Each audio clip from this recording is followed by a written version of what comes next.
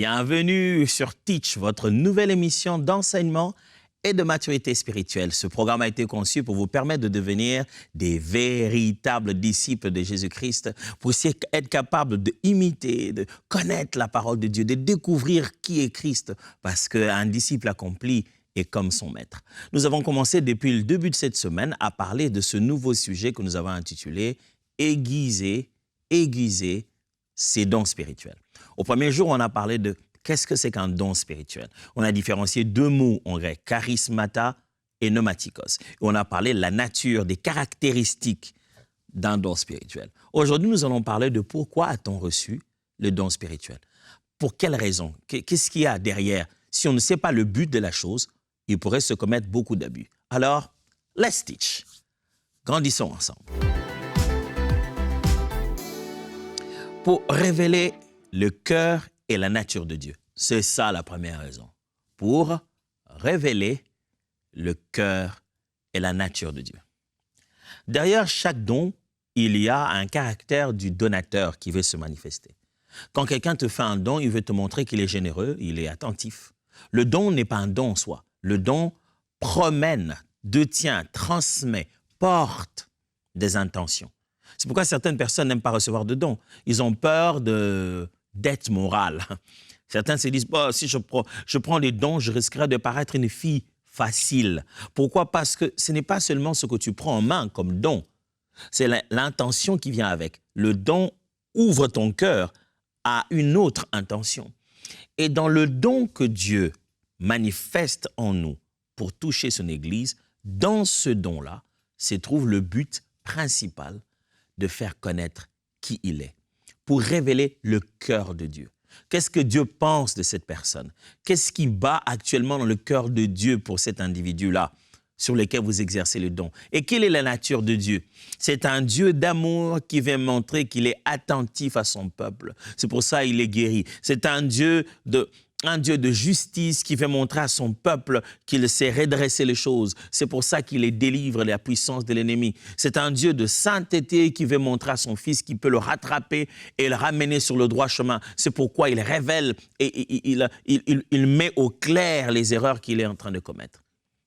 Le don est censé révéler la nature de Dieu, est censé révéler le cœur de Dieu. J'ai vu beaucoup de gens exercer ce qu'ils appellent de dons spirituels. Mais je regarde et je me dis, où est le cœur de Dieu? On va arriver peut-être un jour à parler de ça, mais je préfère en parler maintenant. Sachez-les très bien que toute voyance n'est pas prophétique. Ce n'est pas que parce que quelqu'un voit de choses spirituellement qu'il s'agit de Dieu qui lui en donne les capacités pour son but. Toute voyance n'est pas prophétique. Et des fois, vous voyez certaines choses se faire et vous dites, « Wow, c'est beau, c'est intéressant. » Mais où est le cœur de Dieu? Où est la nature de Dieu? Comment Dieu se révèle-t-il dans tout ça? Parce que Paul le dit si bien, les gens doivent se dire, oh, Dieu est ici. Où est le cœur de Dieu? Ça fait un beau wow, mais le cœur de Dieu, on ne le voit pas. Lisons le texte de Luc, chapitre 13, versets 15 à 16. J'aimerais vous encourager, mes amis, s'il vous plaît. Quand vous manifestez le don, quand Dieu vous utilise, n'oubliez pas les buts. Le but de ces dons, c'est que les frères et sœurs voient Dieu dans sa nature. À quel genre de Dieu fait-on face à travers le don que je manifeste? C'est comme ça que réfléchit un disciple de Jésus. Luc chapitre 13, versets 15 à 16. Hypocrite, lui répondit le Seigneur. Est-ce que chacun de vous, le jour de sabbat, ne détache pas de la crèche son bœuf ou son âne pour le mener boire? Et cette femme, qui est une fille d'Abraham, et que sa tante aînée est liée depuis 18 ans, ne fallait-il pas la délivrer de cette chaîne le jour de sabbat? Jésus a fait un miracle. Une femme qui, pendant longtemps, souffrait, elle était courbée. Et ce jour-là, le jour de sabbat, qui est le jour de repos pour les hommes, que le jour de repos que Dieu a établi parce que lui s'est reposé ce jour-là. Et Jésus guérit cette femme le jour de sabbat et tout le monde est scandalisé, et en particulier les chefs religieux. Ils se disent, mais c'est quoi ça? Le jour de sabbat, il se met à guérir les gens. Je me souviens même dans l'un des textes, la Bible dit, les chefs de la synagogue, il dit, il y a plusieurs jours dans la semaine, allez vous faire guérir les autres jours au lieu de venir au sabbat. Oh, waouh! la religion peut être vraiment aveugle. La religion peut vraiment ignorer la puissance de Dieu. Ce monsieur est scandalisé, il est énervé que quelqu'un se sente mieux. La religion peut être aveugle et peut être sans cœur. Cette personne qui ne se sentait pas bien, aujourd'hui elle est guérie, toi tu es plus scandalisé parce qu'un processus religieux n'a pas été accepté. Parce qu'une tradition des hommes voulant plaire à Dieu, ayant compris Dieu d'une certaine manière, c'est limitant à leur révélation de Dieu. Ce principe doit s'imposer au-delà de la volonté de Dieu dans le moment. Et c'est ce que Jésus veut attirer comme attention. Il dit, attendez, parlons un peu du sabbat, de vous, comment vous pratiquez le sabbat. Parlons de pratiquer le sabbat. Parce que là, vous voulez donner l'impression que moi, j'ai mal pratiqué le sabbat. Moi, qui suis venu du Père, je ne sais pas qu'est-ce que c'est que le sabbat. Vous pratiquez le sabbat comment? Je vous donne un exemple. Quand vous avez votre bête, votre bœuf, là, à la maison, qui est là sous les chaînes ou qui a faim, vous n'allez pas le libérer pour qu'il ait mangé, vous n'allez pas le sortir de cette chaîne s'il est pris au piège.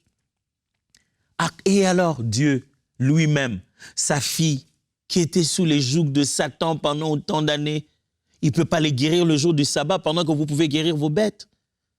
Voyez comment il est en train de révéler le cœur du Père. Il dit non, si je manifestais ce don, si je manifestais cette puissance, c'est parce que le cœur du Père dit, celle-ci est aussi la fille d'Abraham. Elle ne peut pas aujourd'hui, c'est aujourd'hui ou jamais qu'il faut la libérer de cette charge. C'est comme ça que fonctionne le cœur de Dieu. Et le don a pour but de manifester ces cœurs-là de Père, ce cœur-là de Dieu, ce que Dieu est et comment Dieu est. C'est ça le but du don spirituel. Deuxièmement, le but de tout don spirituel est pour témoigner de l'évangile de Christ. Le don spirituel, le pneumatikos, généralement on aime appeler ça le 9 dons spirituels, parce que dans cette liste, dans 1 Corinthiens, Paul cite 9 pneumatikos. Les dons spirituels sont pour confirmer, témoigner de l'évangile de Christ. Le message de Jésus prêché, comment supporter cela? Comment donner un coup de pouce à cela? Comment justifier cela? Dieu a prévu qu'après que nous ayons parlé, l'Esprit nous utilise pour faire des choses. Hébreux chapitre 2, versets 2 à 4 le dit. Car si la parole annoncée par des anges a eu son effet, et si toute transgression et toute désobéissance a reçu une juste rétribution, comment échapperons-nous en négligeant un si grand salut qui, annoncé d'abord par le Seigneur, nous a été confirmé par ceux qui l'ont entendu. Dieu, appuyant leur témoignage par des signes, des prodiges et divers miracles, et par les dons du Saint-Esprit distribués selon sa volonté. Appuyant le témoignage, Dieu appuyant les témoignages par différentes sortes de signes et de miracles et les dons. Les dons sont, Dieu a fait ces dons-là, il nous les a donnés pour appuyer le message. Les dons ne sont pas pour les spectacles, les dons sont pour appuyer les messages. Quel est le message? Quel est l'évangile qu'il y a dedans? Enfin, c'est ce qu'il faut d'abord regarder. Quel est le message? Le don vient à l'appui du message. Mettez le message bien en exergue. Le don vient derrière pour pouvoir appuyer le message. Pourquoi désirez-vous autant de dons, mais vous ne désirez pas le message? Pourquoi désirez-vous manifester autant de dons de puissance, de dons de révélation, mais vous n'avez pas de relation avec le message? Vous prêchez qui? Vous prêchez quoi? Qu'est-ce que vous dites pour que Dieu puisse appuyer cela? Dieu appuie le message de Christ et de l'Évangile par la manifestation de dons spirituels. Les dons sont donc donnés pour dire que ce qui est dit de Jésus est vrai. Voilà, Jésus lui-même prouve que ce qu'on dit de lui est vrai. Troisième raison pour laquelle Dieu fait des dons spirituels aux gens, donne ses capacités surnaturelles pour que nous puissions les exprimer, c'est pour prouver la présence de Dieu dans l'Église. L'Église locale est un endroit assez spécial, je vous assure. J'ai fait quelques années, pas beaucoup, pas autant que vous, mais j'ai fait quelques années dans différentes églises. L'église locale est un lieu très unique. L'église locale est un lieu où on trouve beaucoup beaucoup de choses. J'ai l'habitude de dire Dieu a beaucoup d'enfants. Il en a de plusieurs genres et tous ne nous ressemblent pas. Dieu a beaucoup d'enfants et ce n'est pas à nous de lui donner les limites des genres d'enfants qu'il doit avoir. L'église locale est un cadre où, si on n'est pas très attentif, ça peut seulement se transformer à une série de rencontres sociales. Ça devient un club humain, rempli de nos cultures, se battant à trouver le point commun. On peut être dans une église locale et rempli de choses fortes, comme des anti-valeurs sociales, comme de racisme. On peut être dans un rassemblement au nom de Jésus, mais sous les labels de racisme. Les gens, quand ils se mettent ensemble au nom de Jésus, ça ne veut pas toujours dire qu'il est là. J'aime chez nous, dans notre culture, chez nous, dans mon pays, il y a, pendant le réveil, un chant qui est resté dans toutes les églises. Ça commence toujours en disant littéralement, en français, « Jésus-Christ est parmi nous ». Jésus-Christ est parmi nous, Jésus-Christ est parmi nous, Jésus-Christ est parmi nous en ces lieux. C'est la confession, la première confession de foi qu'on faisait pendant le réveil. C'est pour dire, on n'est pas seul. Cette réunion ici, vous allez voir, Jésus est là et il va le démontrer. Jésus aimerait montrer que ce n'est pas un club d'amis, ce n'est pas un parti politique, ce n'est pas une réunion de bowling. Les gens sont venus prier à un Dieu. Vous ne le voyez pas, mais il va faire des œuvres qui vous montrent qu'il est avec eux. Pour prouver que nous ne sommes pas seuls, que nos réunions ne sont pas juste des racontards. On n'essaye pas de baratiner les gens. Pour prouver que ce que nous sommes en train de faire, le ciel entend. Pour prouver que ce que nous sommes en train de faire, c'est entrer dans l'invisible et y puiser les vérités éternelles. Le Saint-Esprit manifeste les dons. Il montre à l'église locale qu'il est là. Il montre qu'il est présent. C'est pourquoi ça s'appelle pneumatikos, les manifestations de l'esprit. Manifestation signifie faire signe de vie. Fais signe de vie. Et pour que l'esprit montre, fasse signe de vie, qu'il est là, il est vivant dans l'assemblée, c'est à travers le don spirituel. L'Esprit de Dieu ne fait pas signe de vie que par le prédicateur qui montrera la chair ou par l'intensité de la musique qui sera chantée. Non. Les signes de vie que l'Esprit fait pour montrer qu'il est vivant, qu'il est en action dans une assemblée, c'est à travers le pneumatikos. Il y en a 9. Un ou un autre de ces dons se manifestant, ça donne le signe que dans cette assemblée, l'Esprit de Dieu est là et Jésus-Christ est glorifié. Lisons 1 Corinthiens chapitre 14, versets 23 à 25. 1 Corinthiens 14, 23 à 25. Si donc dans une assemblée de l'Église entière, tous parlent en langue, et qu'il survienne des hommes du peuple ou de non-croyants, ne diront-ils pas que vous êtes fous? Mais si tous prophétisent, et qu'il survienne quelques non-croyants ou un homme du peuple, il est convaincu par tous, il est jugé par tous. Les secrets de son cœur sont dévoilés, de telle sorte que tombant sur sa face, il adorera Dieu et publiera que Dieu est réellement au milieu de vous. Comment? Pas parce que vous parlez tous en langue. Ici, le but de Paul, c'est de démontrer la pertinence de l'édification de chaque don manifesté. Il dit, l'édification de parler en langue est plus pertinente dans un contexte où on est entre nous. Parce que pour le non-chrétien, c'est vraiment un signe de... c'est vraiment Dieu les expose à une folie qu'ils ne peuvent pas imaginer. Mais pour un non-croyant, quand il vient dans notre assemblée, la meilleure édification n'est pas que nous parlons tous en langue. On atteint mieux l'objectif lorsque le don de prophétie est en action. Il va suggérer lui-même après que ce n'est pas seulement le don de prophétie, mais moi j'aime résumer ça mathématiquement, que l'effet d'un don de prophétie, en termes d'équation, le fait des dons de prophétie est égal à l'effet de parler en langue avec interprétation. Qui parle en langue et quelqu'un l'interprète, si on fait un parler en langue prophétique et il y a une interprétation, alors on a le même résultat de message dans une langue intelligible, comme quelqu'un qui prophétiserait directement dans une langue que les gens comprennent. La présence de Dieu dans l'église locale se manifeste à travers les dons spirituels. Mon frère, toi, tu n'es pas venu. Et toi, tu négliges ton don. Ma sœur, toi, tu ne veux pas. Parce que les gens t'ont trop blessé. Or, c'est à travers toi que Dieu voulait nous faire un coucou ce jour-là. Nous dire, vous n'êtes pas seul. Je suis au milieu de vous. Je me souviens au début de ma foi, on faisait des réunions de prière avec mes frères et sœurs dans les Seigneurs. Et quelquefois, certains frères ou certaines sœurs donnaient des paroles prophétiques. Et toute cette parole prophétique était « Ah, je suis l'Éternel, votre Dieu, je suis au milieu de vous. » Et c'est tout. Mais ça donnait une telle assurance. Oh, que ce que je ne donnerais pas juste pour entendre ça. Il n'y avait aucune révélation spéciale, ni des numéros des téléphones ou des noms des ruelles. C'est juste ce petit moment où l'un d'entre nous, inspiré par l'Esprit, il dit « Je suis l'Éternel, votre Dieu, je suis au milieu de vous. » Et c'est tout. Rien de spécial. C'est vraiment authentique. Mais c'est rassurant à un point incroyable. Juste savoir qu'il est là. C'est le but même du don. C'est de montrer à l'église locale que Dieu est là. De mon côté, si je peux témoigner de mon expérience, chaque fois que je monte à la chaire où je dois exercer le ministère de la parole ou du chant, je monte de plus en plus avec cette conviction dans mon cœur. Dieu, le don le meilleur. Depuis le jour où j'ai compris, j'ai fait cette étude sur les dons et j'ai compris ce que ça voulait dire.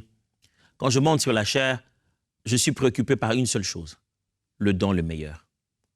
Le don le meilleur veut dire, quel est le don le mieux, qui exprimera le mieux ta divinité et ta puissance. Le don qui montrera le mieux que tu es là. Quelquefois, les gens veulent qu'on chante, mais c'est peut-être en prêchant que tu manifesteras que tu es mieux là. Des fois, j'ai été invité à des endroits pour pouvoir enseigner ou prêcher.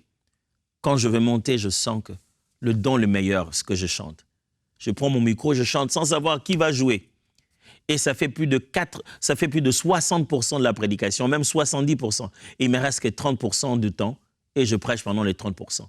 Parce que je suis dans mon cœur que le don le meilleur de ce moment, le don qui produirait mieux l'édification, le don qui montrait mieux que l'Esprit est parmi nous, c'est celui de chant.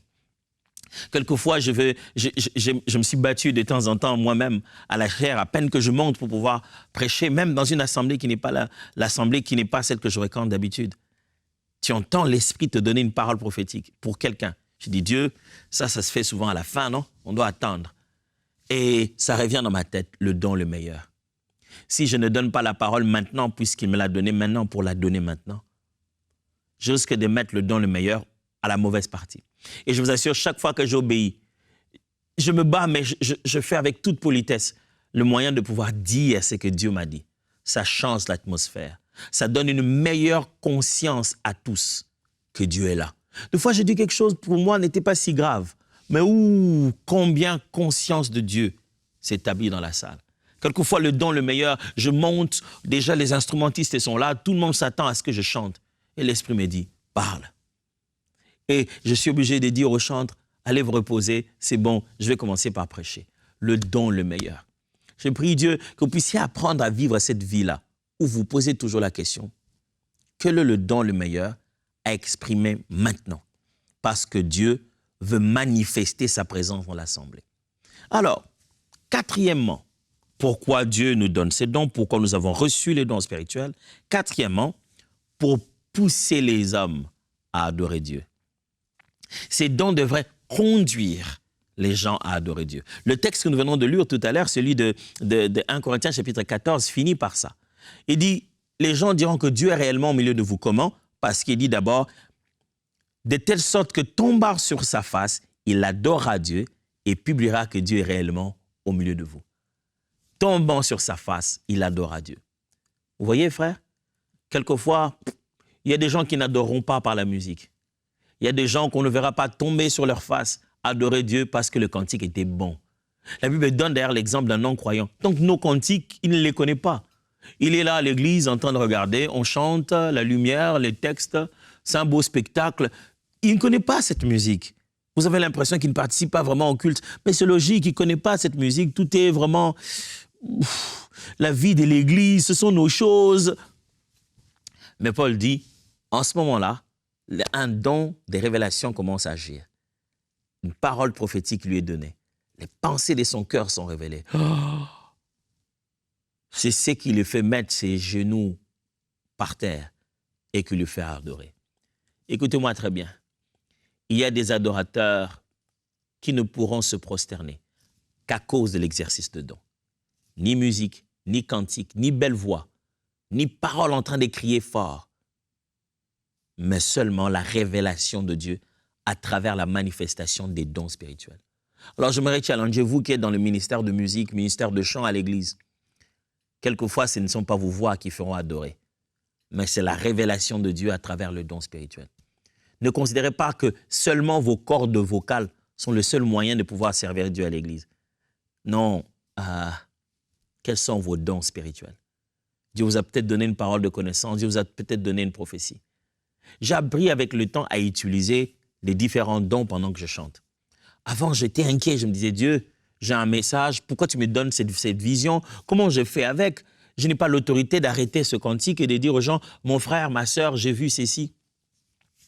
Alors Dieu m'a dit, pourquoi tu veux arrêter la réunion? Ce n'est pas à toi de donner le message prophétique. Mais j'ai dit, mais pourquoi tu me le donnes alors? Pourquoi tu me donnes un message prophétique dans un contexte où je ne suis que chantre, on m'a invité? Il dit, mais je t'ai donné le message pour que tu en parles. Mais je devais en parler comment? Je n'ai pas l'autorité de faire ça. Il dit, mais dis-le pendant que tu chantes. Oh, j'ai compris. C'est comme ça que je suis entré dans ce don que j'ai découvert de plus en plus dans ma vie, ce don d'improviser dans le cantique. J'ai appris à chanter les paroles que je vois. J'ai une vision et je la transforme en une improvisation des paroles. Et c'est pertinent. Je n'ai pas besoin de citer le nom de la personne ni de pointer la personne, mais je décris ce que j'ai vu. Je suis si un avec ce que je vois que ça fait boum dans le cœur des gens. Pourquoi? Parce que c'était un don qui s'est manifesté là. C'était une parole de connaissance qui a été chantée. Chaque fois qu'un don doit se manifester, vous n'êtes pas obligé de venir au centre de ça. Mais Dieu peut vous utiliser pour édifier le corps du Christ et pousser les gens à l'adorer. Alors, en fin de compte, pourquoi Dieu nous donne ces manifestations spirituelles? Pourquoi nous avons reçu ces manifestations spirituelles? Le dernier point que je vous suggère aujourd'hui, c'est pour, justement, édifier l'Église. Le mot « édifier » veut dire bâtir un édifice, construire une maison, mettre des pierres sur pierre, des matériaux ensemble pour que ça soit construit. Dans son processus à construire son Église, dont les portes de l'enfer ne pourront pas attaquer et ne pourront pas être au-dessus. Dans ce processus difficile de construire son Église, pour lequel il est mort à la croix en versant de son sang, dans ces différents éléments que Jésus met pour bâtir son Église qu'il vient chercher bientôt, se trouve la manifestation de dons spirituels. Pourquoi alors te mettrais-tu de côté? Pourquoi alors cesserais-tu de considérer que le fait de manifester le don spirituel, c'est aussi précipiter le retour de Jésus? J'entends beaucoup de gens qui sont sur Internet. « Ah, ça c'est l'Antichrist. Ah, attention, il y a les signes de la fin du temps. Le monde est vraiment à la fin. » C'est super de sonner le son de la trompette. Ça fait partie de nos responsabilités. Mais si tu veux vraiment participer à son retour, un chrétien ne devrait pas craindre le retour de Jésus. C'est notre joie. Nous n'annonçons pas que les signes s'accomplissent pour avoir peur, qu'une catastrophe va avoir lieu. Non, nous annonçons le retour de Christ parce que c'est notre joie. C'est ce que nous attendons, c'est ce que nous nous tuons à dire tous les jours, il revient bientôt, enfin qu'il vienne. Et si nous voulons précipiter son retour, comme la Bible dit, si nous voulons faire des choses qui fassent qu'il vienne, le cri de l'Église qui dit « viens », ce serait de bâtir, d'édifier, de rendre mature. N'oubliez pas, c'est une noce, c'est l'épouse. Il va venir épouser une épouse mature. Et si nous voulons la rendre mature, on doit manifester les dons pour son édification. 1 Corinthiens 14 toujours, le verset 12 dit ceci. « De même vous, puisque vous aspirez aux dons spirituels, que ce soit pour l'édification de l'Église que vous cherchez à en posséder abondamment. » Vous n'êtes donc pas le premier à vouloir avoir beaucoup de dons, à manifester plusieurs dons. Mais vous devez le savoir, ce n'est pas pour vous. C'est pour l'édification de l'Église. C'est pour que quand ces choses se manifestent en vous, les autres disent « Waouh, oh, que Dieu te bénisse !» J'aime l'expression qu'il y a dans les évangiles. Jésus a guéri les malades, il a fait des miracles. La Bible déclare « Et les hommes rendirent grâce à Dieu de ce qu'il a donné de tels dons aux hommes. » Il ne connaissait pas encore qui il était, mais il dit, oh, Dieu peut rendre quelqu'un capable de faire ça. Oh, merci Seigneur de ce que tu peux équiper les gens aussi spécialement. Mon frère, ma sœur, tu as été équipé de quelque chose. Il faudrait que tu apprennes à l'utiliser très bien. Nous sommes de plus en plus au front, à la guerre. Et si c'est toi qui détiens la lance-roquette, quand c'est ton tour de frapper, il faut que ça frappe. Il ne faut pas que tu commences à nous dire qu'il y a des problèmes techniques, je ne sais pas comment l'utiliser. C'est toi notre expert. Fais partie de l'armée, s'il te plaît. Permets-nous de te faire confiance en disant quand c'est ton tour de lancer, tu vas lancer cette bombe. Si ton don, c'est une parole de connaissance, une parole de sagesse, de foi, c'est un don de miracle, c'est un discernement des esprits. Un moment dans le jeu collectif de la vie de l'Église, c'est ton tour d'exercer ce que tu as reçu. Et pour ça, il faut que ça soit efficace. Et pendant cette série, nous allons nous apprendre à tous comment justement devenir efficace dans la manière d'exprimer le don spirituel qui nous a été donné. Aujourd'hui, c'est que le 2e jour. Il nous reste encore 3 autres jours à parler de ce même sujet qui consiste à comprendre comment fonctionnent les dons de l'esprit, aiguiser le don spirituel que nous avons reçu. Alors, on va se voir demain, en espérant que vous serez là pour continuer cet enseignement, stylo à la main, votre bloc-notes en train d'écrire comme un disciple doit le faire. Alors, pour moi, je vous dis, let's teach. Grandissons ensemble.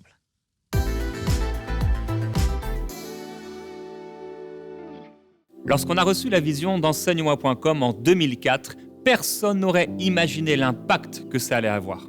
On était les premiers à proposer des prédications de beaucoup de prédicateurs dans la francophonie, en audio et plus tard en vidéo. Beaucoup de gens ont été bénis, que ce soit dans les pays ou dans les îles, dans les capitales jusqu'au plus profond des petits villages. Ça a été un impact extraordinaire. Lorsqu'on a sorti la chaîne de télévision EMCI TV, là encore, on a été dépassé par la multitude de fruits, de guérisons, de miracles, de saluts, de délivrances qui ont eu lieu à partir des émissions et de la chaîne de télévision 24/24 EMCI TV. Aujourd'hui, on sort l'application Ma Bible et on est persuadé, car Dieu nous a parlé, que cela va avoir un impact considérable partout dans la francophonie, mais même au-delà, et que vous allez être énormément bénis par cet outil.